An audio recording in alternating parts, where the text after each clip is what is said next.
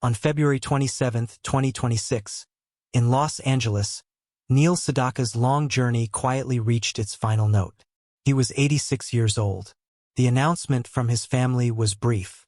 There were no long speeches, only a confirmation that a life which had moved through more than 6 decades of popular music had come to an end. Yet the silence did not last very long. Within hours, radio stations began returning to the songs that had once filled their playlists decades earlier.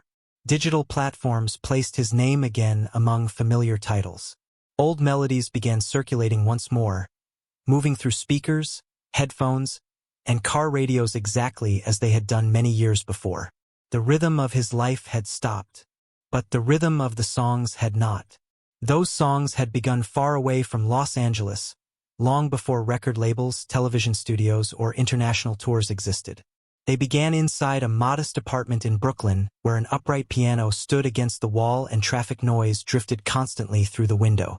Neil Sedaka was born on March 13, 1939 in Brooklyn, New York.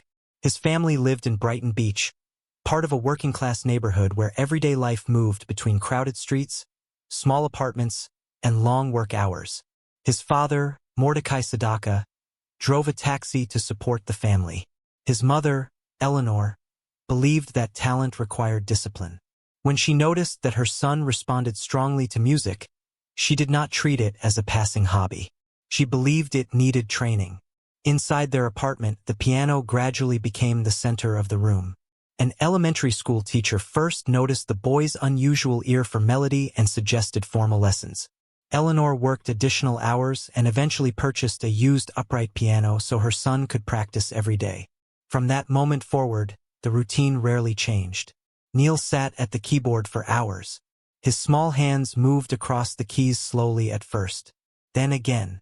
Then again. Mistakes were repeated until they disappeared. Passages were practiced until they sounded clean and steady. Precision came from repetition.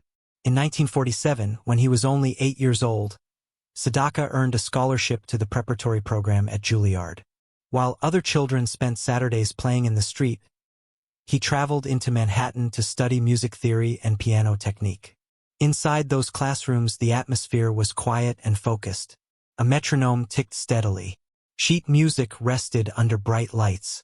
Each note was read carefully, corrected immediately if it sounded wrong, and practiced until it moved forward without hesitation. Those early years shaped the structure of how he would work for the rest of his life. Meanwhile, another sound was entering the apartment back in Brighton Beach. The family radio sat near the window, broadcasting programs that mixed classical recordings with short, catchy popular songs.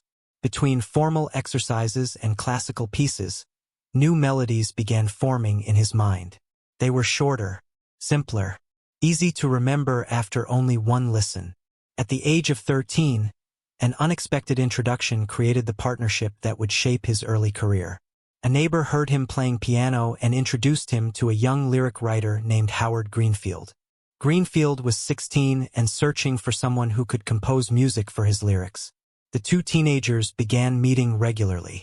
They sat beside one another at the piano with loose sheets of paper scattered across the lid. Lyrics were written, crossed out, rewritten. Melodies were tested, choruses shortened, verses rearranged. Their earliest songs sounded theatrical. But as rock and roll began reshaping American music, they adjusted their style. The environment that sharpened their skills was the Brill Building in Manhattan. The building contained dozens of small offices where songwriters worked side by side. The sound of pianos drifted through the hallways. Demos were recorded on simple tape machines. Writers moved between rooms carrying lyric sheets and rough recordings.